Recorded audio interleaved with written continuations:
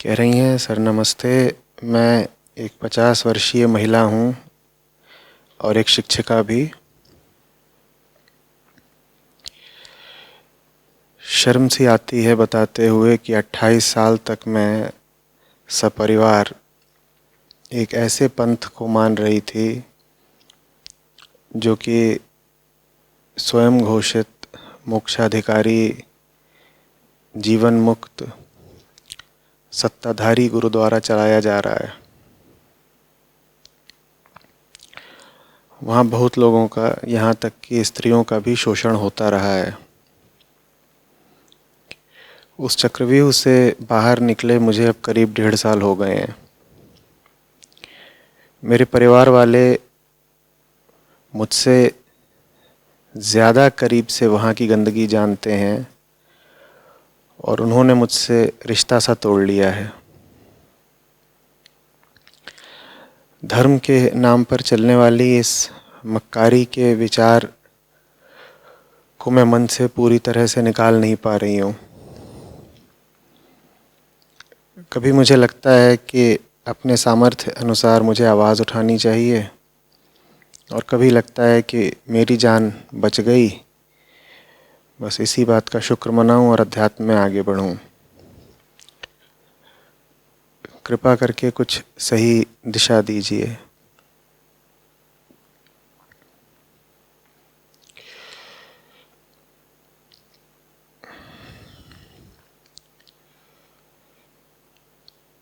ये चक्र चल रहा है ना अब बहुत सालों से, बहुत दशकों से, शायद सदा से ही।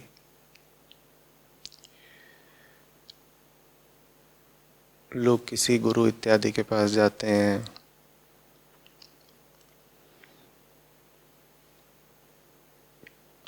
ज़्यादातर लोग तो लंबे समय तक, लगभग जीवन भर जान ही नहीं पाते कि असलियत क्या है,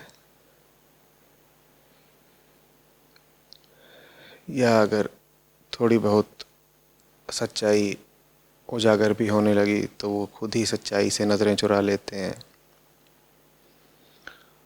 कुछ लोग होते हैं जिनके सामने यथार्थ अपनी पूरी नग्नता से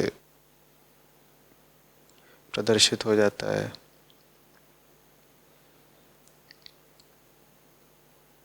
फिर वो बाहर निकलते हैं,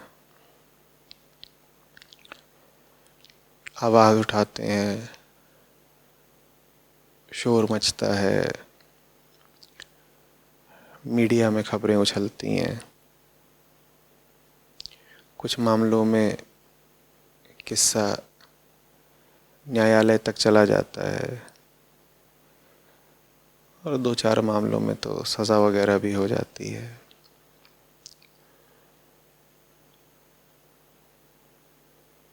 और फिर कुछ सालों बाद पुनः कोई ऐसा मामला प्रकाश में आ जाता है और फिर उसके कुछ सालों बाद फिर कोई मामला।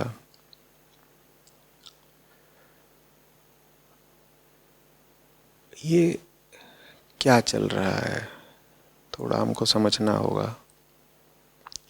आपने पूछा है कि आपने उस पंथ को छोड़ दिया लेकिन फिर भी आपके मन से वो जो बीते 28 सालों के अनुभव हैं वो निकल नहीं रहे हैं।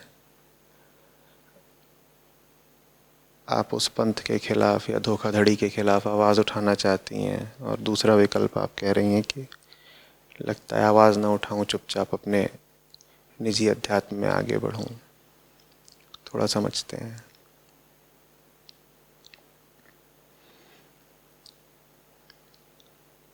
हम जाते ही क्यों हैं किसी ऐसे के पास जो कहता है कि रास्ता दिखाऊंगा, गुरु हूँ वगैरह। हमें ज़रूरत क्या पड़ जाती है? ज़रूरत ये पड़ जाती है कि कहीं ना कहीं हमें थोड़ा अंदाज, कुछ अनुभव तो होता ही है कि ज़िंदगी में रोशनी नहीं है, ताकत नहीं है, आत्मिक बल नहीं है।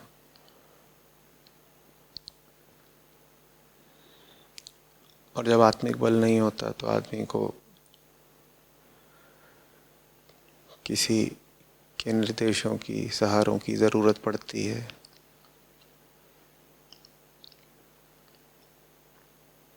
तो हम अपने चारों ओर देखते हैं, जैसी कि हमारी आदत है हर मामले में, कि जितने जितने लोग कमज़ोर हैं वो कहाँ जा रहे हैं। तो हम देखते हैं कि वो सब जा रहे हैं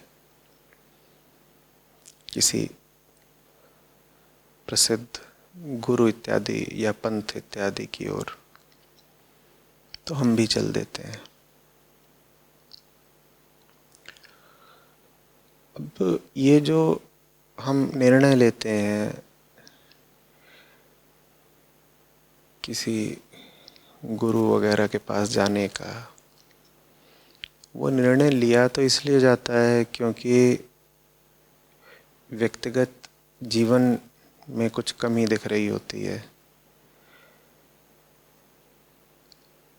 लेकिन गौर से देखिएगा, आप जिसके पास जा रहे हैं उसकी ओर जाना उसी पुरानी कमी का विस्तार है या विरोध है।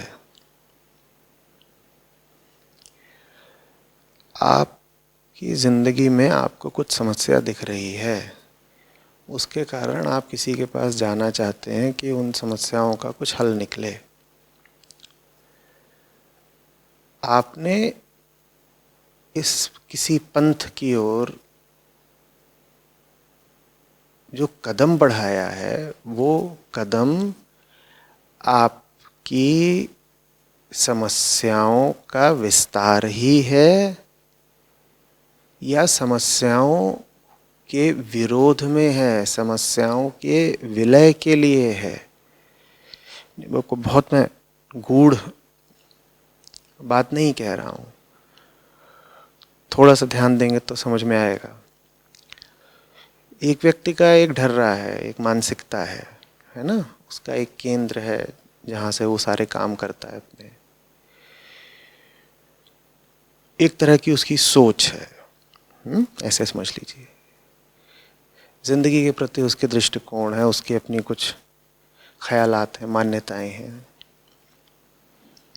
अब वो किसी आश्रम, किसी गुरु, किसी पंथ की ओर बढ़ रहा है, तो ये जो उसने अभी ताज़ा नया निर्णय लिया कि मैं फलाने पंथ की ओर बढ़ूंगा, फलाने की बात सुनूंगा या फलानी किताब पढ़ूंगा, ये निर्णय उसके पुराने ही चलते आ रहे व्यक्तित्व, पुराने ही चलते आ रहे ढर्रों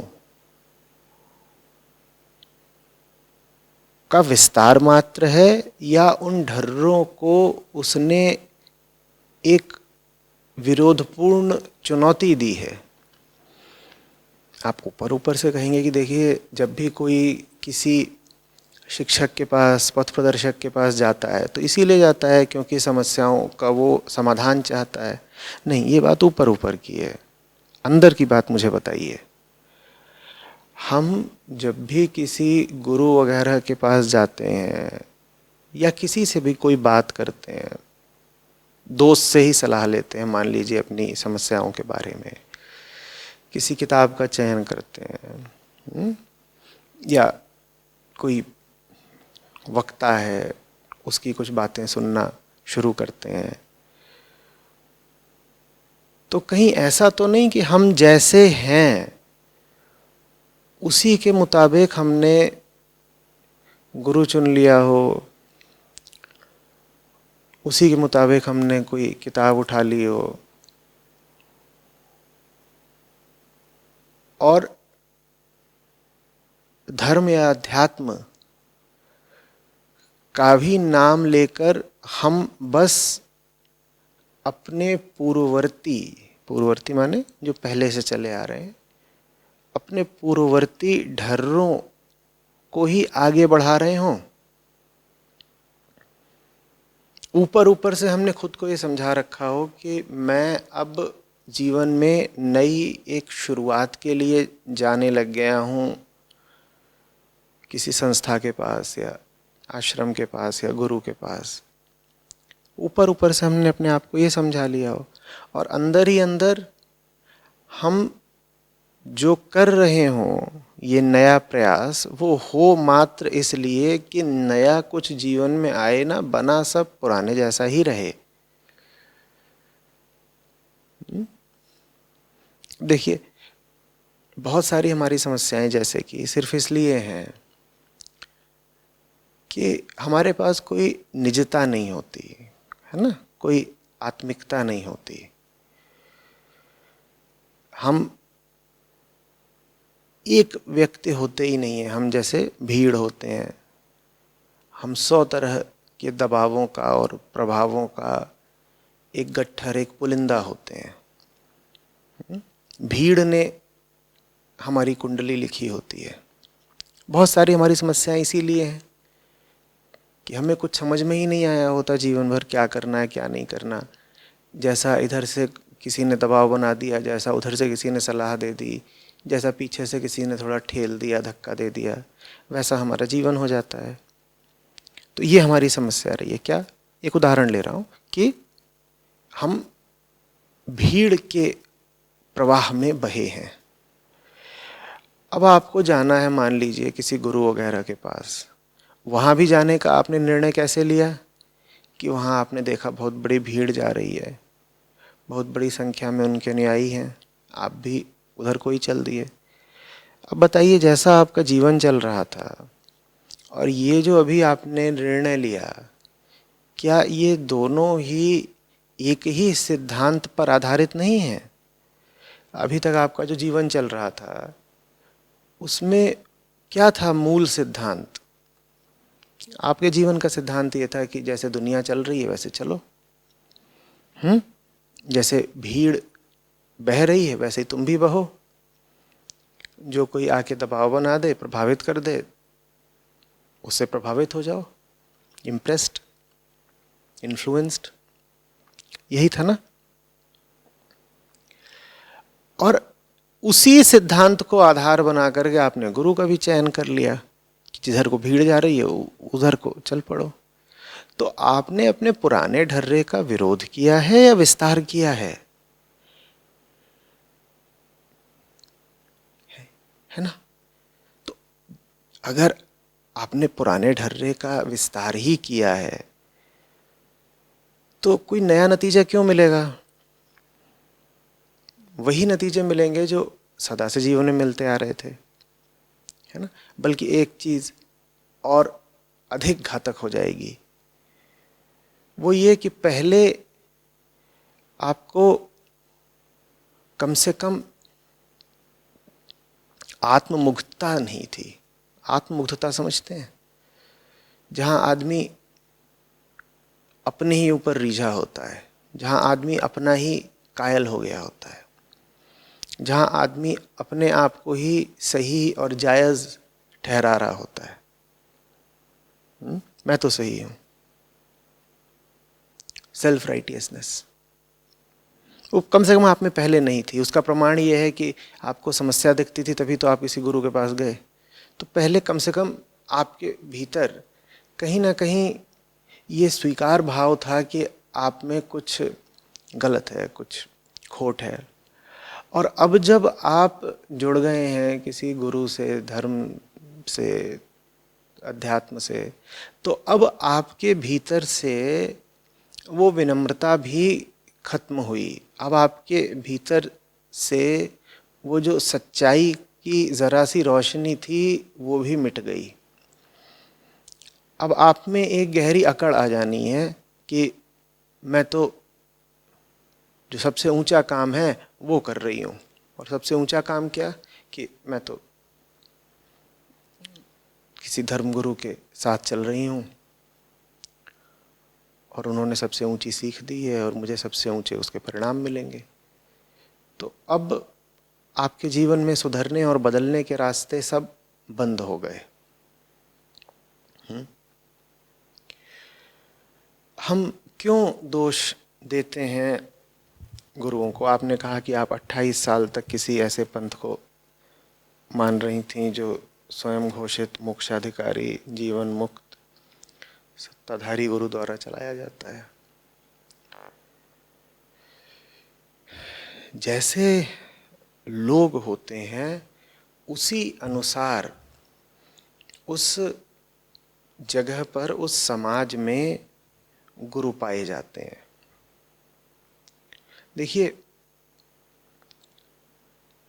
एक जन समुदाय कैसा है और उनका गुरु कैसा है, ये बातें आपस में गहराई से अंतर संबंधित होती हैं। वजह साफ है, गुरु आपसे बहुत दूर का हो ही नहीं सकता, क्योंकि गुरु को एक हाथ बढ़ा करके आपको थामना होता है।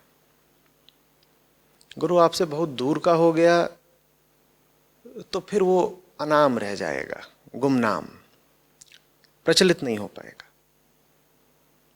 ऐसा सैद्धांतिक रूप पर संभव तो है कि कोई बहुत गया गुजरा और गिरी हुई चेतना का समाज हो और उसमें भी कोई बहुत ज्ञानी और ऊंची चेतना का गुरु किसी तरीके से पाया जाए, लेकिन फिर वो गुरु बहुत प्रचलित नहीं हो पाएगा, क्योंकि उसमें और जो उसके इर्द गिर्द का समाज है उसमें बहुत फासला होगा। उनकी आपस में बात ही नहीं हो पाएगी, संवाद ही नहीं बैठेगा, लोग समझ ही नहीं पाएंगे वो बात क्या कह रहा है। तो इसीलिए समाज की चेतना का जो स्तर होता है उसी के आसपास का स्तर होता है जो प्रचलित और बड़े गुरु होते हैं। समाज बेहतर होने लगेगा, समाज को बेहतर गुरु मिलने लग जाएंगे, लेकिन जब भी किसी गुरु वगैरह की करतूत का भंडाफोड़ होता है, समाज तत्काल सारा दोष गुरु पर ही डाल देता है कि यही फर्जी है, यही धोखा दे रहा था, इसने इतने लोगों को बेवकूफ़ बनाया, ठगा।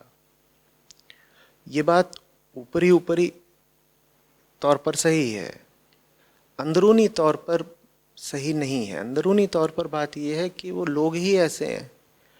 कोई बेहतर व्यक्ति, कोई बेहतर मार्गदर्शक उनको अगर मिला होता तो क्या वो जाते भी उसके पास? और क्या बेहतर मार्गदर्शक हर समय ही मौजूद नहीं होते, कभी दूर कभी पास? जरूरी नहीं है कि आपके शहर में, आपके मोहल्ले में ही मौजूद हो, दूर हो सकता है। पर पृथ्वी कभी भी ज्ञानियों से पूरी तरह खाली तो नहीं रही। तो अज्ञानी को गुरु बनाना हमारा काम है ना।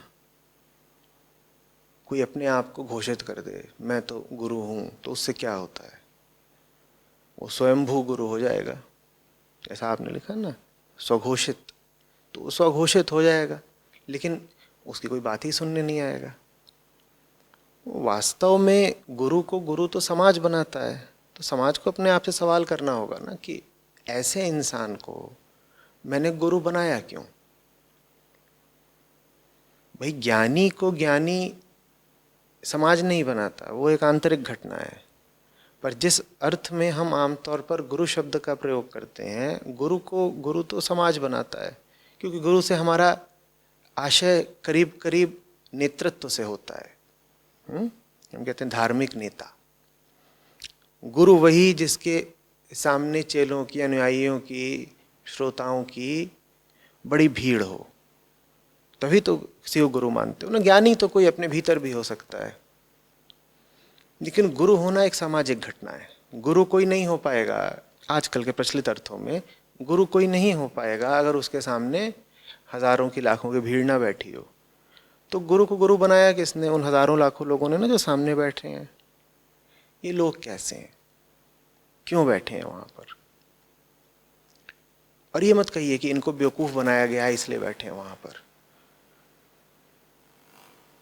ये वही पा रहे हैं उस गुरु के माध्यम से जो ये पाना चाहते थे। एक तरह से गुरु इनका नेतृत्व तो नहीं कर रहा, गुरु तो इनका अनुगमन कर रहा है। गुरु इनके आगे नहीं चल रहा है, गुरु इनके पीछे चल रहा है। ये जो सुनना चाहते हैं वही इनको सुना दिया गया है, तभी तो इतनी बड़ी भीड़ इकट्ठा है। कोई खरी सच्ची बात बोली जा रही होती तो इतने लोग उसको सुनने वाले आते कहाँ? समझ रहे? देखिए, एक वजह थी कि अध्यात्म की एक के बाद एक ऊंचाइयां भारत ने छुई। एक के बाद एक नए धर्म और उन धर्मों की शाखाएं और दर्शन की नई नई धाराएं भारत में फूटती रहीं। वजह ये थी कि भारत में जो सामान्य जन समुदाय ही था, जो प्रचलित संस्कृति ही थी, वो सच्चाई को बड़ा आदर देती थी। चूंकि वो सच्चाई को बड़ा आदर देती थी, इसीलिए एक उर्वर भूमि तैयार हुई जिस पर धर्म के तमाम तरह के वृक्ष खड़े हुए। ये काम दुनिया में बाकी जगह उतनी आसानी से नहीं हो पाया। बाकी जगहों पर मुक्ति को और मुक्त विचार को और सच्चाई को उतना ज़्यादा आदर नहीं था जितना भारत में था। बहुत प्रमाण है। उदाहरण के लिए, भारत में कभी किसी धार्मिक व्यक्ति को मार देने की, मृत्यु दंड दे देने की परंपरा नहीं रही है। भारत में एक वैचारिक विस्तार रहा है।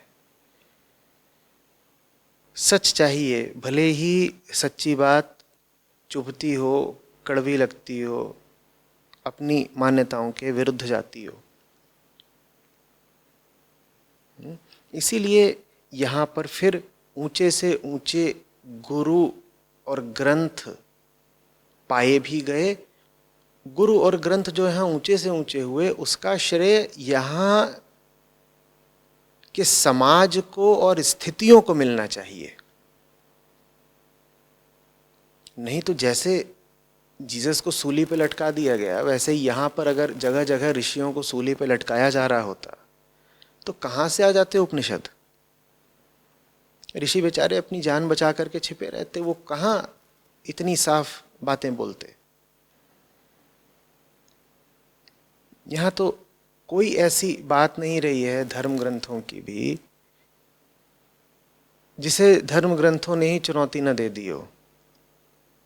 और जब भी कोई बात कही गई तो लोग सच के पारखी थे, लोग सच के इच्छुक थे। उन्होंने बात को ध्यान से और सादर सुना। तो लोगों को इस बात का श्रेय मिलना चाहिए कि भारत ने अध्यात्म की ऊंचाइयां छुई। यहाँ ऐसा नहीं होता था कि कोई संत निकला, कोई ऋषि निकला और उसको पत्थर मार दो या उसके हाथ पांव काट दो या उसकी ज़बान काट दो या उसको बंदी बना करके कारागृह में डाल दो क्योंकि उसकी बात पसंद नहीं आ रही है। तो जो एक व्यापक सामाजिक माहौल था, उस सामाजिक माहौल के कारण यहाँ आप फिर कह पाते हो कि बाप रे, इतनी ऊंची बातें कही गई भारत में, इतनी ऊंची बातें कही गई। उस सामाजिक माहौल का श्रेय है। तो आज अगर वो ऊंची बातें नहीं कही जा रही हैं, आज अगर आप ही के शब्दों में कहूँ तो गुरुओं इत्यादियों का स्तर गिरता जा रहा है, तो उसका जिम्मेदार भी फिर कौन हुआ? समाज ही हुआ ना। आपको वही मिल जाएगा जो आप चाहते हो। जब आप ऐसे थे कि कोई अष्टावक्र उठ सकता था आपके बीच से, तब कोई अष्टावक्र उठा। आप वैसे नहीं होते जैसे आप थे, तो ना अष्टावक्र होते, ना अष्टावक्र संहिता होती। और अष्टावक्र भारत में ही हो सकते थे। उस समय पर दुनिया में और जगहों की जो हालत थी, वहां वो नहीं हो पाते। अगर हम मध्य युगों की बात करें, हम बात करें 12वीं शताब्दी, 14वीं शताब्दी, 16वीं शताब्दी, इस समय पर भारत में बहुत अनुपम और बड़ा विस्तृत भक्ति साहित्य रचा गया। और यही वो समय था जब यूरोप अंधेरे में डूबा हुआ था। अंधविश्वास, महामारी, तमाम तरह की रूढ़ियां, इनमें लिप्त था यूरोप। तो वो जो साहित्य भक्ति का भारत में रचा गया, वो यूरोप में थोड़े ही रचा जा सकता था उस समय।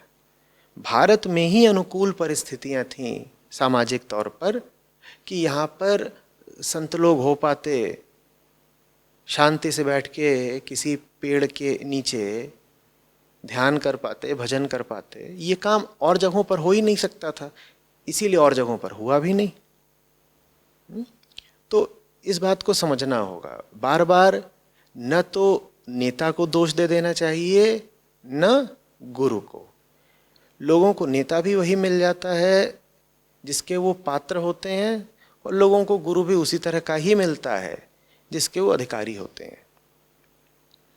हमें स्वयं को बदलना पड़ेगा। हमें अपने आप से पूछना पड़ेगा कि हमें क्या चाहिए। अगर जैसी जिंदगी चल रही है हम उसी में संतुष्ट हैं, तो ऊपर ऊपर झूठ मूठ का नाटक क्या करना। एक सतही बदलाव दिखा करके हम किसको धोखा देना चाहते हैं? फिर तो जैसी जिंदगी चल रही है चलाए चलो। लेकिन नहीं, शायद गहरे बदलाव की हमारी इच्छा ही नहीं है।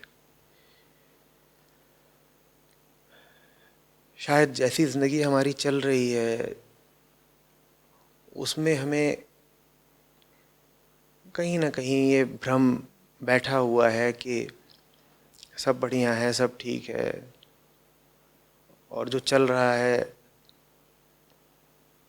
वैसे ही चल के जीवन सार्थक हो जाएगा, मंजिलें मिल जाएंगी, सुख चैन रहेगा। ऐसी कोई धारणा होगी तभी तो हम कोई मूलभूत बदलाव आने नहीं देते जिंदगी में। जिस दिन आप चाहने लगोगे कि आपको मिले मूलभूत बदलाव,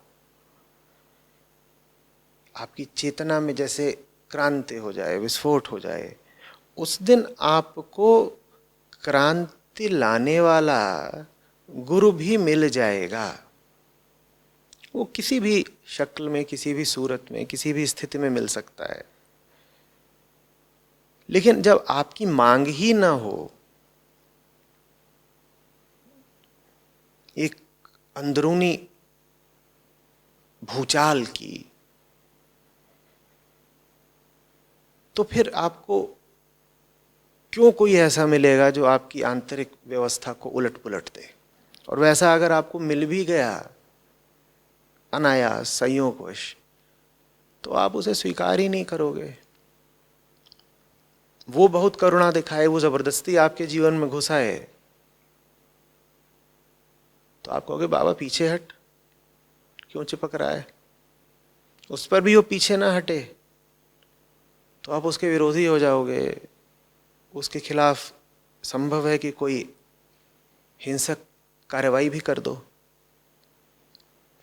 तो इसमें बात यहाँ पर गुरु वगैरह की है ही नहीं, बात हमारी है। हमें जब अपनी वर्तमान स्थिति से विरक्ति होगी, थोड़ी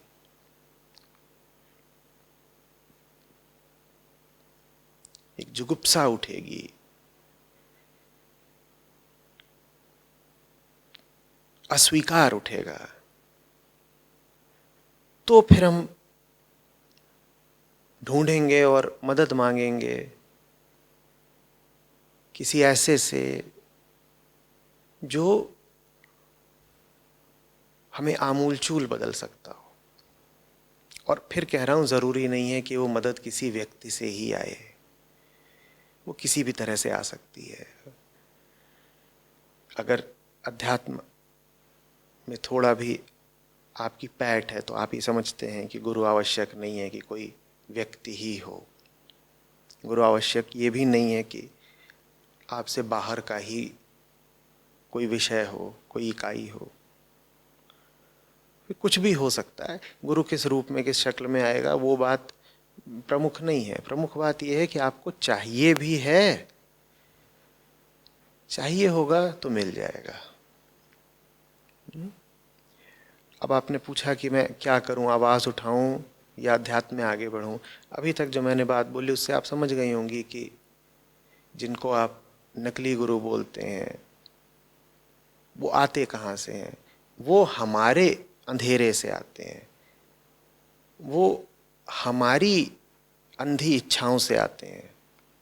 तो अगर आप चाहते हैं कि समाज में गुरुओं का जो स्तर है वो बढ़े, तो समाज में पहले आम आदमी को अपनी चेतना के स्तर को उठाना होगा।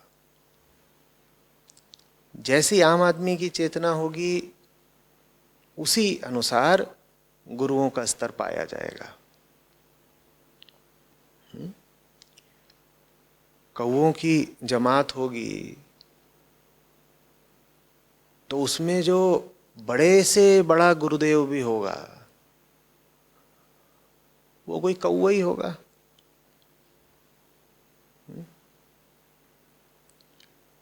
आपको देखना होगा कि आप क्या बने बैठे हो जीवन में।